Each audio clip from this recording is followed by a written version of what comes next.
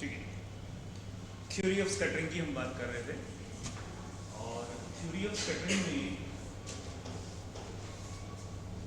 जो हमारा एम है वो है इम्पैक्ट पैरामीटर और स्कैटरिंग एंगल के बीच में एक रिलेशन फाइंड आउट करना है ना। इम्पैक्ट पैरामीटर अगर आपको याद हो तो हम बात कर रहे थे ये जो यहाँ पे B this B and this theta, इन दोनों के बीच में हमें एक रिलेशन फाइंड आउट करना है। इन दोनों के बीच में रिलेशन फाइंड आउट करना है कि दोनों किस तरह से कनेक्टेड है एक दूसरे के साथ में, है ना। अगर हम बी चेंज करते हैं तो थीटा पे क्या इफेक्ट पड़ता है, थीटा चेंज करते हैं तो बी पे क्या इफेक्ट पड़ता है ना। बी मीन्स इम्पैक्ट फैक्टर पे क्या इफेक्ट पड़ता है ना, ठीक है। और कल छोटी चीज़ जिसने पूछी थी और उसने मेरे दिमाग से स्किप कर गया था, ये डिस्टेंस यहाँ से यहाँ तक का वन है, it is distance of closest approach, है ना। हाँ ठीक है, ये भी टॉपिक है आगे आने वाला है, ठीक है। तो मेरे दिमाग से एक उनसे निकल गया उस टाइम पे क्या चीज़ है, तो उसको करेक्ट कर लेते हैं और अब आगे चलते हैं। मुझे लगता है कि यहाँ तक तो क्लियर है चीज़ें। अगर आप मैं डायरेक्टली इस रिलेशन से शुरू करूँ तो आप लोगों को कोई समस्या तो नहीं है।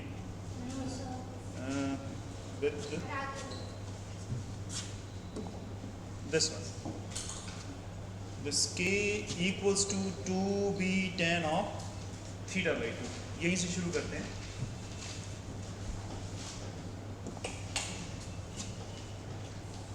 k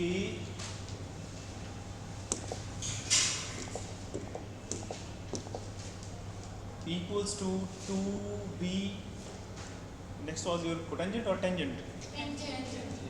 Tangent of theta by 2, यही था। this one was इसको कुछ इस तरह से लिख लें, this k divided by rather this tan of theta by 2 equals to 2b, or can I write it as cotangent of theta by 2 equals to 2b by k. Cotangent of theta by 2 equals to 2b by k here. Or as far as k is concerned, then k is nothing, it is 4 times z e square divided by 4 pi epsilon naught m v square, है ना। This was the value of k. This was the expression for k. ये हमने substitute किया था बीच में, याद है कि yes, sir. ठीक है। इसके आगे हम चलेंगे, इसको थोड़ा सा इस पर्टिकुलर रिलेशन पे आते हैं। मैं चाहूँ तो यहाँ पे आप चाहो तो k की वैल्यू भी सब्स्टिट्यूट कर सकते हो, ठीक है। और फिलहाल के लिए हमें तो रिलेशन थीटा और b में देखना है, ठीक है। तो इस रिलेशन को देखोगे you will find it will look like this, it will go like this. सबसे पहले तो मैं छोटी सी बात यहाँ पे कर लूँ, if I put b equals to 0, b equals to 0, then this cotangent of theta by 2 equals to 0. It becomes 0 at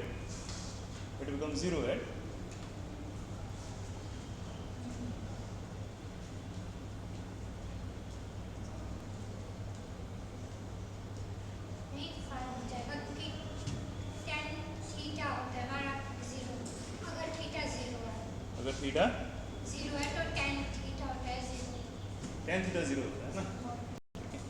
तो इसको पाई बाई 2 कर लें, वही इन्फिनिटी आएगा। तो इसको पाई बाई 2 कर लें, इसको मैं पाई बाई 2 सब्स्टिट्यूट कर लूँ, कोई इशू इसमें,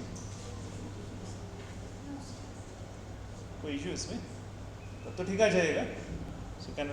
सो this it will become 0 at pi, है ना। तो 180 डिग्री पे जो इम्पैक्ट पैरामीटर है दैट बिकम्स 0, दैट बिकम्स 0। आप इसकी फिजिकल सिग्निफिकेंस भी देख लो आप, बिल्कुल मैं शुरू वाले इस पे आता हूँ, नंबर 1 पे, this 1। So when I decrease this b, अगर इस b को मैं डिक्रीज कर रहा हूँ, 0 लेके जा रहा हूँ, 0 मीन्स जो अल्फा पार्टिकल है that is directed towards the nuclear, towards the nuclear, and this theta becomes 180 degree, theta becomes 180 degree, 180 degree means this theta, क्या कहा होगा 180? this theta, this theta becomes 180 degree, this one is your theta, ये theta है, ये theta जो है ये increase करता जाएगा, as you decrease b theta will increase, इस फिगर से theta will increase and it becomes 180 degree, 180 degree means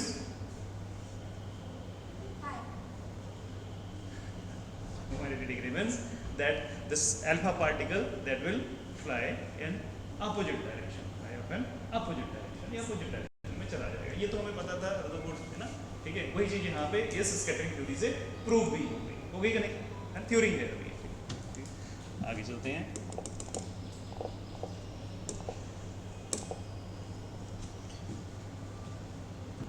in दोनों के बीच में अगर रिलेशन को प्लॉट करने की कोशिश करें तो 180 degree, 120 degree, some here 60 degree, and let this along this axis be your b is your impact factor, और ये आपका थीटा है इस डायरेक्शन में। इस डायरेक्शन में थीटा को प्लॉट करते हैं, ठीक है। तो इन दोनों के बीच का जो प्लॉट है that will go like this at 180 degree, b equals to 0, theta is 180 degree, then it keep on decreasing, पर ये इसके साथ मिलेगा नहीं, है ना, ठीक है। There will be few particles जो कि डिफ्लेक्ट होंगे, है ना, ठीक है। सॉरी, पार्टिकल जो है व्हेन b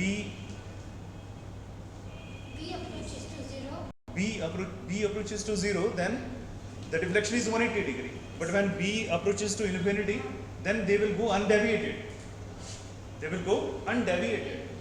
ये क्लियर हो गया, ये चीज क्लियर हो गया, ठीक है। अब आगे चलते हैं और आज का नया टॉपिक इसी के कनेक्शन में कंटिन्यू करते हैं, that is your Rutherford's scattering formula. Rutherford's scattering formula.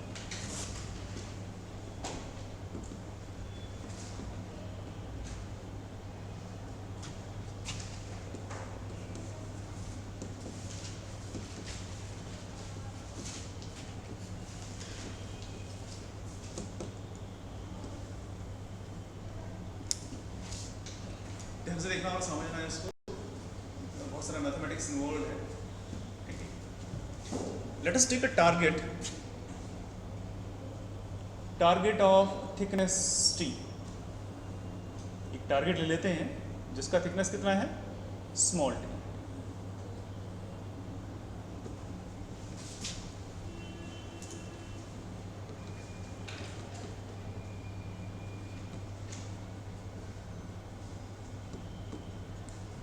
It is bombarded with alpha particles.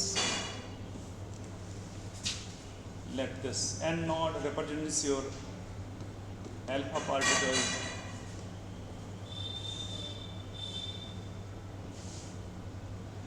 Directed towards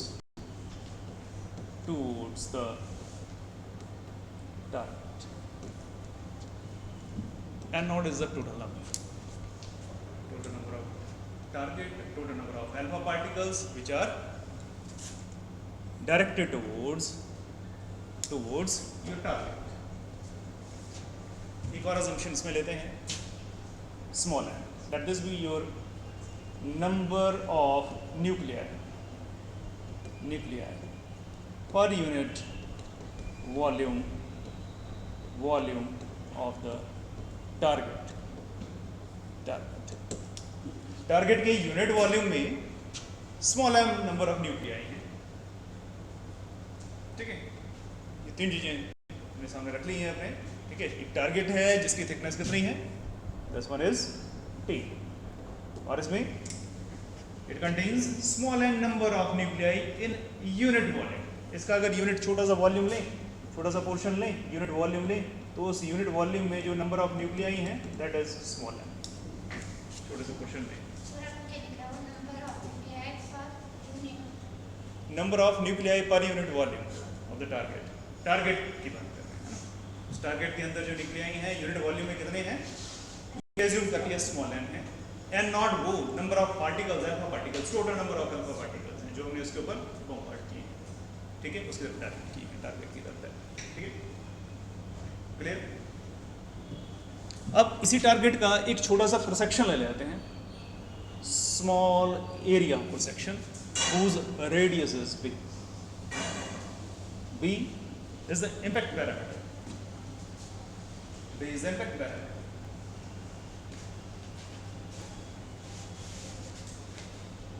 So let us take a small cross-section of radius small b. Then fraction of alpha particles falling on the cross section of radius b and area pi b square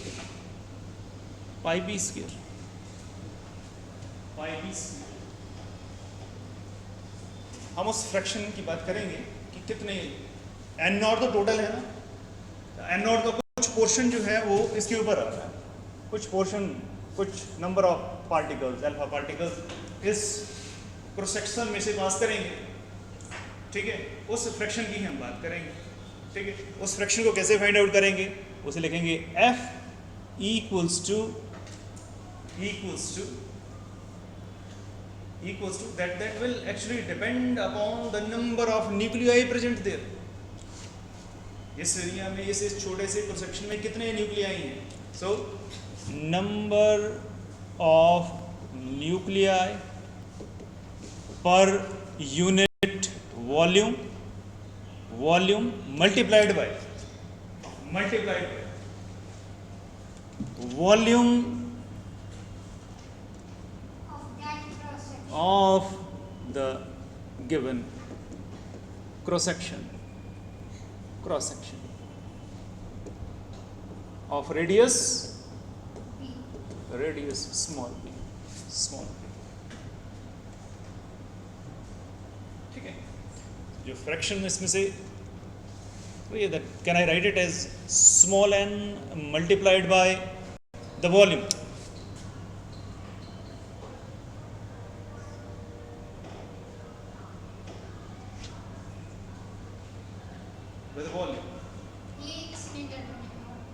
cylinder ये cylinder बनेगा जिसकी thickness t है और जिसका जो radius है वो b है,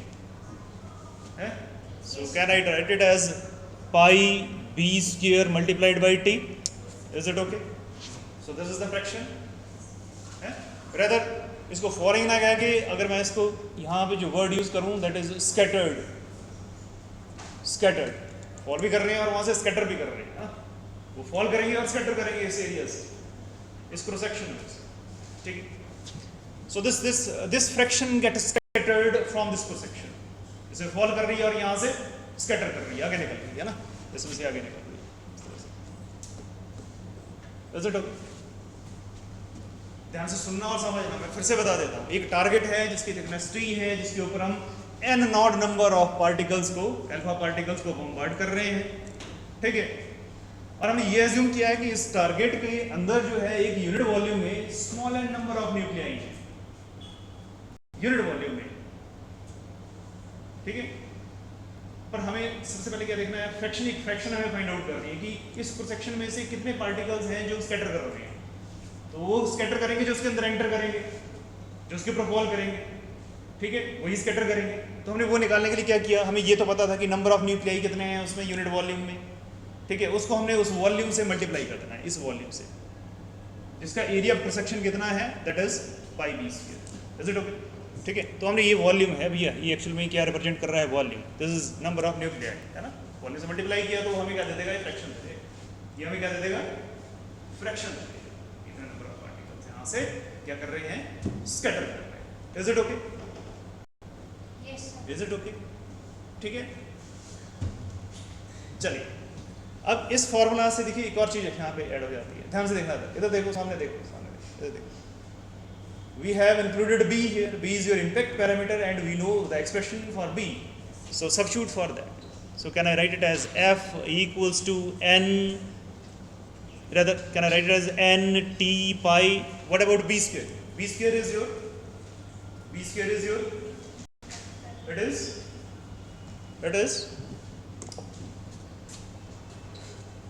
it is k by 2 cotangent of theta by 2, from here b equals to k by 2 cotangent of theta by 2, so it will come out to be b square will be k square by 4,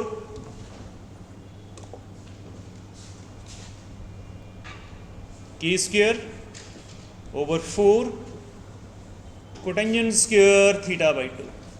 ठीक है, book में इसकी value substitute कर दी है k की, substitute करने की जरूरत नहीं है। ठीक है, सब्स्टिट्यूट करने की जरूरत नहीं है।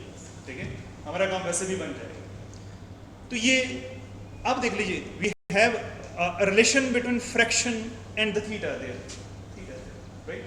So if I differentiate it with respect to theta, so I will get the fraction that got scattered through angle d theta. मैं समझाऊंगा इसको, बताऊंगा। मुझे पता है थोड़ा सा अभी आपको लग रहा है कि ये d theta कहाँ से आ गया, है ना? ठीक है, पर थोड़ी देर के लिए पहले तो एक्सप्रेशन लिख लें, फिर मैं आपको बताऊंगा ये d theta क्या बना है यहाँ पे, है ना? So you can write it as fraction that got scattered through angle d theta. Write it down. Fraction that gets scattered through angle d theta.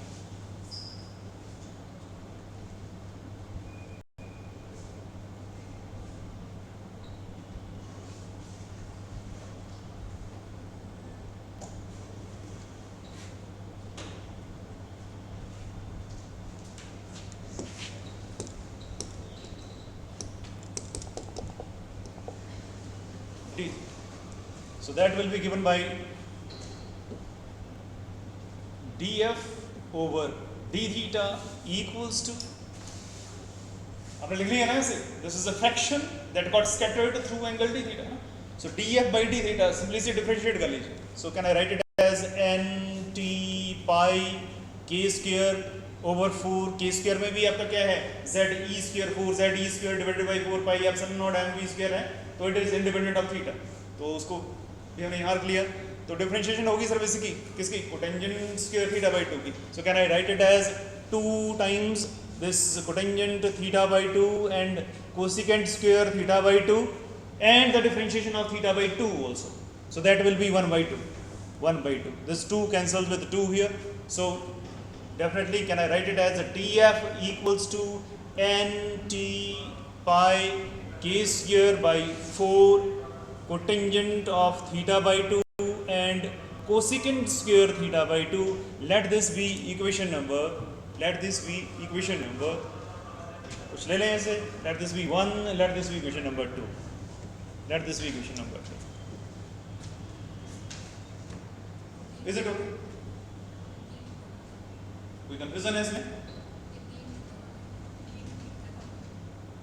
हाँ, d theta, sorry, d theta, भैया d theta जरूर रहेगा, d theta. D theta. So this is a fraction that got scattered through this small angle d theta. ठीक है? अभी तक तो हमने टारगेट से पहले वाला जो साइड था उसको देखा था, लेफ्ट हैंड साइड पे, है ना, जहाँ से हम पार्टिकल्स को उसके ऊपर बम्बार्ड कर रहे थे। अब हम उसके आगे चलते हैं कि दूसरी साइड पे क्या होने वाला है। अगर ये टारगेट है, ये थोड़ा छोटा करके बना रहा हूँ कि मुझे अब सामने क्या है, एक स्क्रीन चाहिए, है ना, एक स्क्रीन चाहिए। तो इस स्क्रीन में कुछ इस तरह से ले लेता हूँ, पहले तो ऐसे लेता हूँ, फिर आपको थोड़ा सा और एक्सटेंड करके बताऊँगा ऐसे, ठीक है। और सिमेट्री हमारी नजर रहे तो ये यहाँ कहीं सेंटर है, ठीक है। Let this be angle theta, let this be angle theta, ठीक है। And let this be angle theta plus d theta, theta plus d theta, d theta, d theta. तो 2 डायमेंशन में देखोगे, 2 डायमेंशन में देखोगे तो हम क्या कहेंगे यहाँ पे कि भैया इस रीजन में, आपके इस छोटे से रीजन में जो है अल्फा पार्टिकल स्कैटर हुए हैं, उसके लिए फ्रैक्शन हमने यहाँ पे निकाल दिया।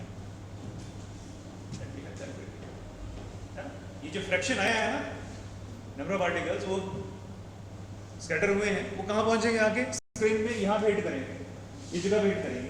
पर 2 डायमेंशन में तो हमें एक लाइन दिख रही है। अगर 3 डायमेंशन की बात करें, 3 डायमेंशन की बात करें तो it will be a very good, it will be like this.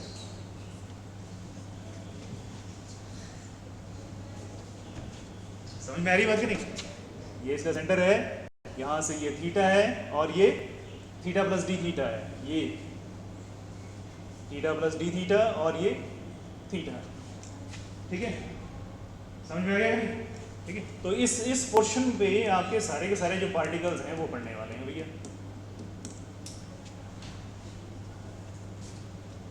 So whatever the particles that got scattered from angle d theta, they will fall on the circular cross-section there, है ना?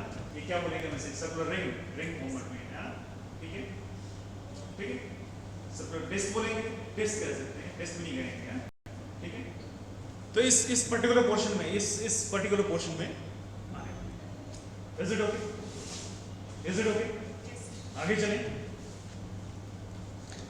Assume कर लेते हैं कि ये जो distance है यहां से लेके यहां तक का आ रहा है, let this be R, let this be R, let this be R. अगर ये आर है तो ये डिस्टेंस भी आर होगा, ठीक है। तो ये जो छोटा सा पोर्शन है यहां से लेके यहां तक का है, वैसे ऐसे लिख दूं, आर डी थीटा लिख दूं, कोई समस्या है इसमें? Theta equals to angle upon radius, यही होता है ना? Sorry, R upon radius, and R equals to radius multiplied by the angle.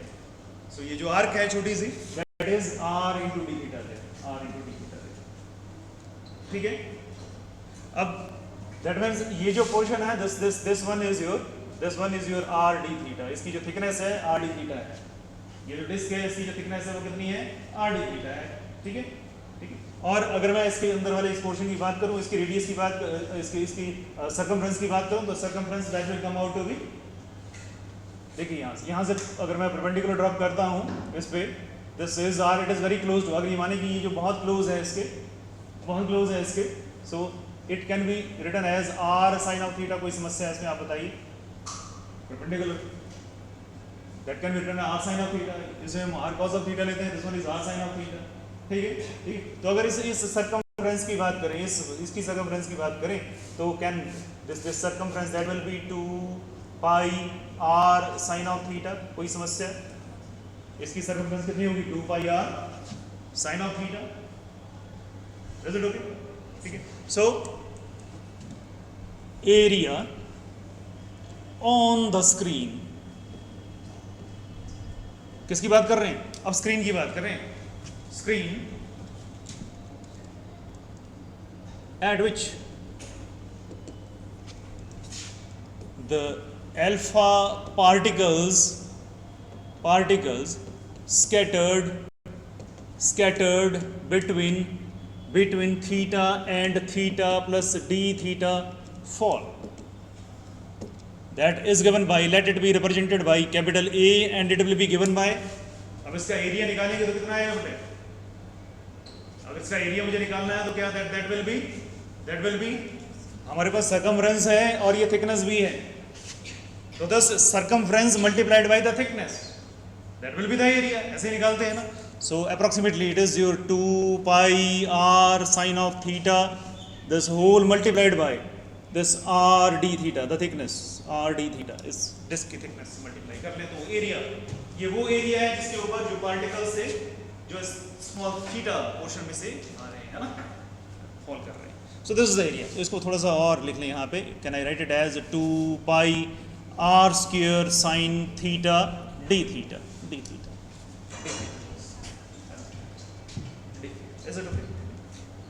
ये एक एक्सप्रेशन तो हमने निकाली है जब हम न्यूक्लियाई को बम्बार्ड कर रहे हैं इस साइड से, ठीक है, और वो डी थीटा एंगल से स्कैटर कर रहे हैं, एक फ्रैक्शन वो निकाली है। एक फ्रैक्शन यहाँ पे निकालने की कोशिश करते हैं उन पार्टिकल्स की जो पार्टिकल्स इस एरिया के ऊपर फॉल कर रहे हैं, वो दोनों सेम होनी चाहिए, वो दोनों सेम होनी चाहिए, ठीक है। उसके लिए हम क्या करते हैं, एक असम्पशन करते हैं यहाँ पे। इस इक्वेशन को मैं दोबारा से लिख लूँ आगे, this area equals to 2 pi R square sine of theta d theta. Is it okay? है ना। इसे कुछ इक्वेशन नंबर दे दें, क्या नंबर है? हाँ, it is 3, it is 3, this equation is 3.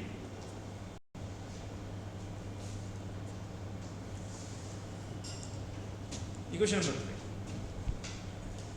Let us assume that this n theta that represents, एक assumption यहाँ पे लीजिए, n theta that represents number of particles falling on screen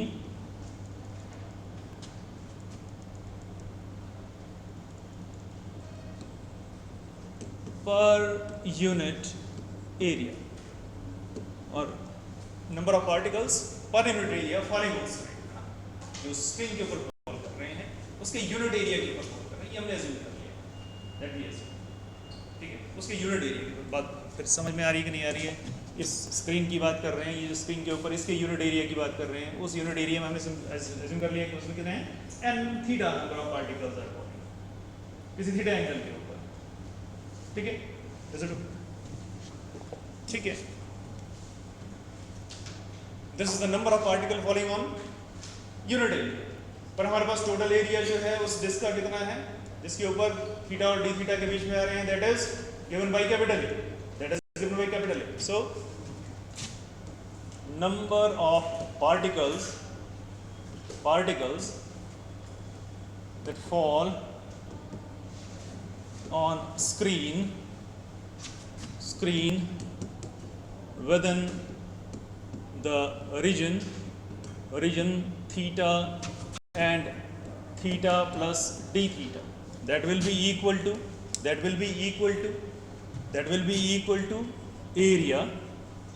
area on which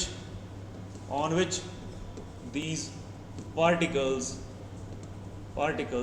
fall multiplied by number of particles falling per unit area।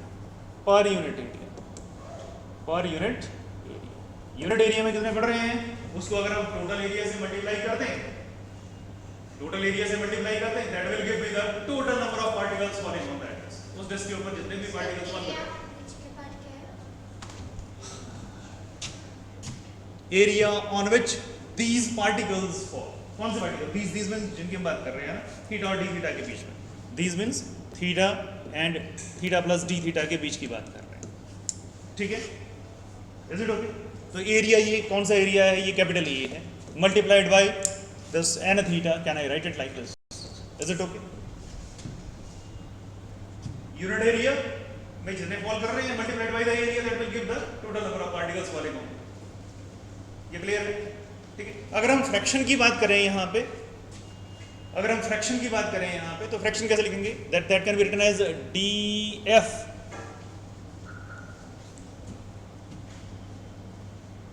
equals to this area is your 2 pi r square sin of theta d theta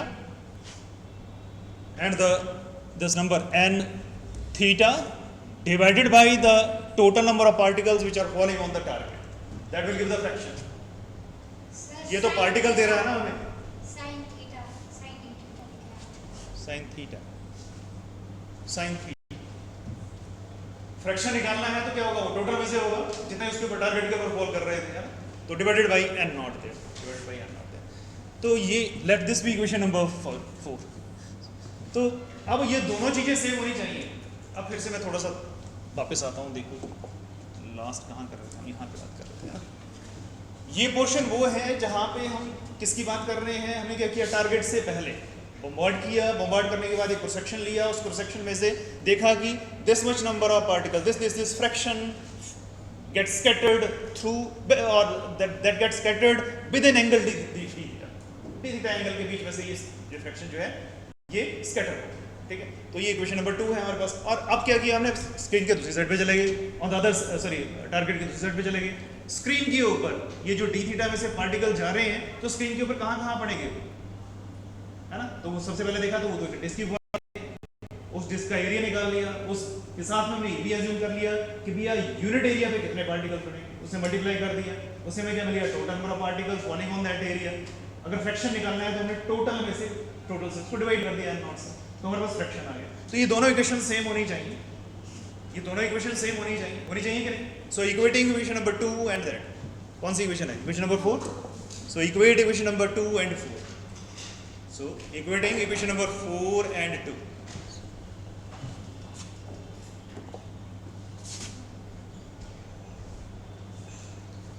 ये मुझे बेटा लिखवाना पड़ेगा, मैं इतना remember नहीं कर पाऊँगा। एन टी पाई के स्क्वायर बाई 4, एन टी के square by 4 cotangent of theta cosecant square theta by 2, that should be equal to 2 pi theta by 2 and d theta भी इज ऑल्सो देयर, है ना, d theta is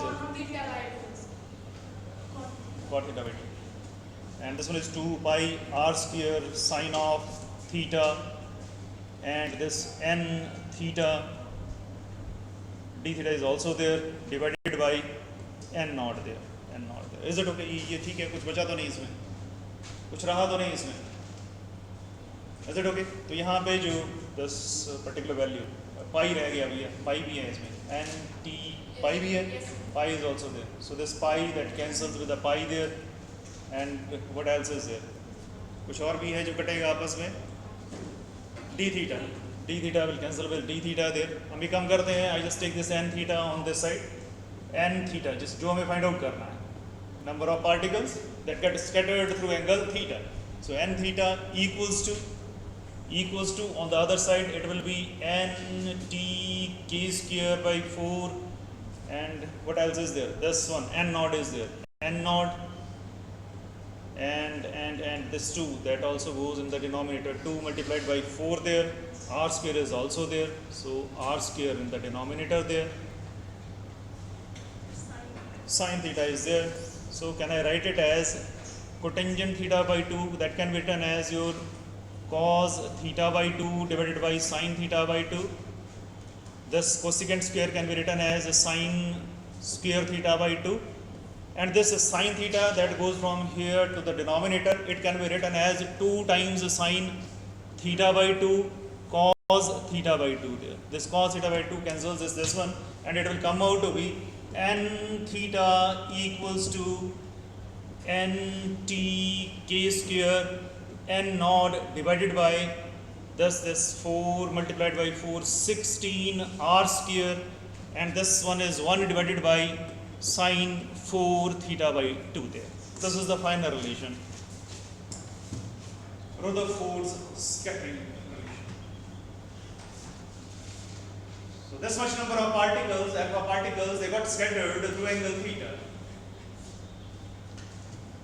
Through angle theta. Is it okay? ये ठीक है? अगर यहाँ पे आप देखेंगे तो at this scattering, the number of particles that depends upon the number of nuclei per unit volume. It is directly proportional to n. This n theta is directly proportional to the number of nuclei per unit volume.